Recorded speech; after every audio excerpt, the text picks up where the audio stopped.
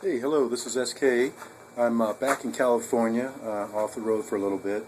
I decided I was going to work in acrylic today, and I just wanted to show you some of the surfaces that I use to paint on, and some of the other paints and brushes that I like to use.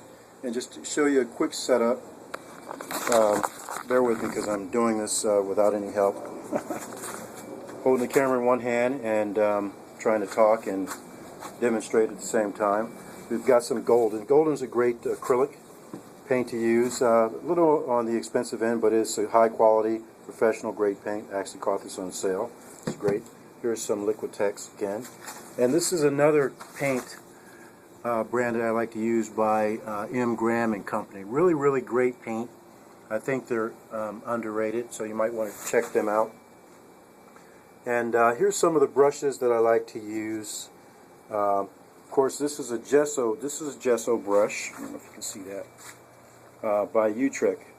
I really, really like this brush.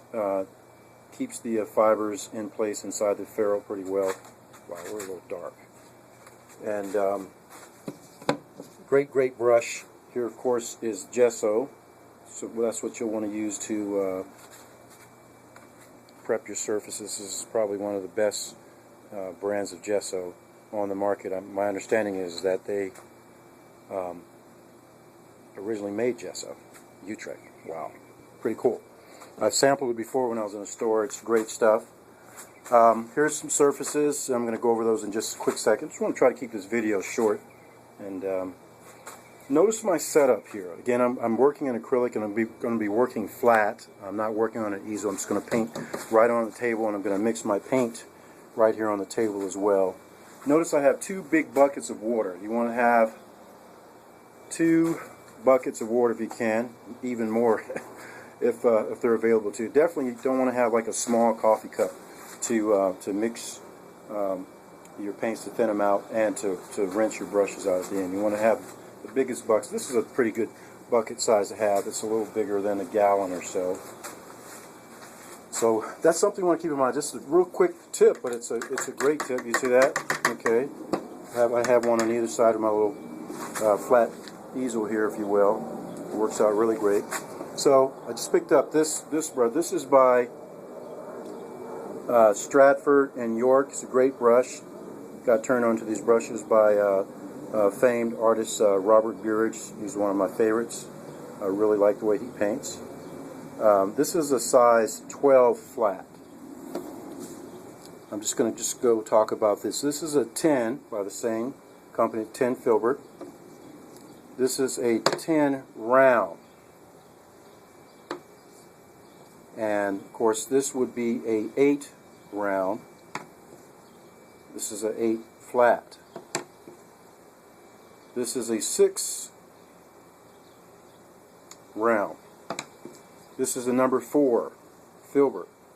What you'll notice about all of these brushes is that they are long handle brushes, so that you can actually stand back from your work and look and see what you're doing as you're painting.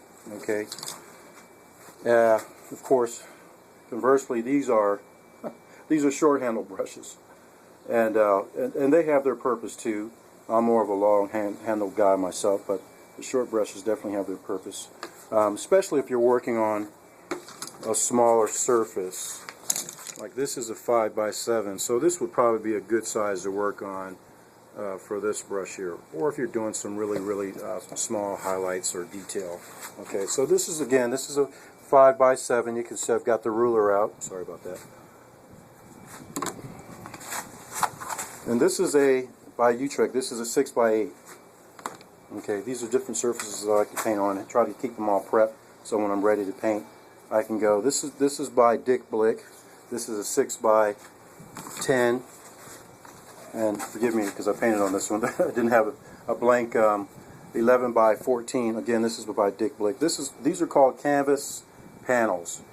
So basically you have canvas that's stretched over these panels, normally cardboard or some type of fiber board, sometimes actually wood compressed together, and it makes a really stiff surface for your paint after you lay down your gesso. This is a 12 by 16. This is a good size, probably a size you want to stay at. Probably don't want to go much larger than this size. You can see I prepped it. Well, I don't know if you can see it or not. I prepped it a little bit already with gesso. But again, 12 by 16 is a pretty big enough to really practice your painting and get your skill down, get your skill level up before you go to the larger size paintings.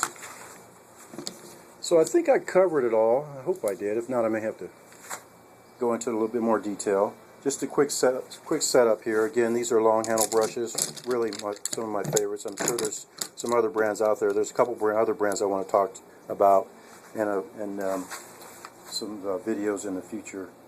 But this is what I'm going to use today. This is what I'm going to paint on. These are the paints I'm going to use. Oh, I know what I wanted to talk about.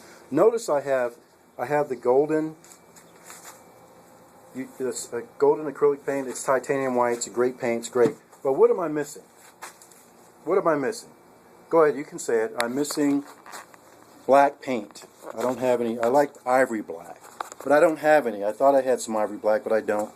But here's the paints, the colors that will mix you dark enough blacks. They will simulate black.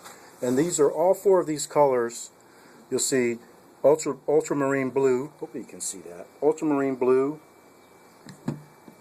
burnt umber. Mix those together, they'll give you black. Also, alizarin, crimson, and viridian. This is a dark green, a cool green. All of these are from the cold color family. This will give you a black. These two will give you a black. These two will give you a black. So if you look in your kit there, your paint kit, and you're out of black, or you want to use a warmer black or a different kind of black, these make great blacks, darker, just to give you those darker colors and shadows and whatnot. You can use these. So this is what I'm going to use today instead of the ivory black, because I don't have any. And I showed you these again. Of course, these are primary colors: red, yellow, blue. And with these, you should be able to mix pretty much all the colors you need. Warm colors, if you will. Okay. And I'll talk about some neutral colors in a future video. And I did touch on these cold color paints here, acrylic paints, and they all have their uses and their purposes. Just depends on what you're trying to do.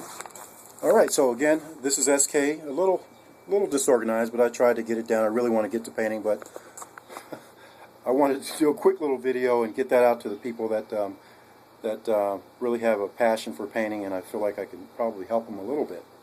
Alright, so I'll see you guys real soon. Thanks for watching my video. Be sure to comment with some constructive feedback if you like, and share what you do. Alright, thanks a lot. Bye-bye.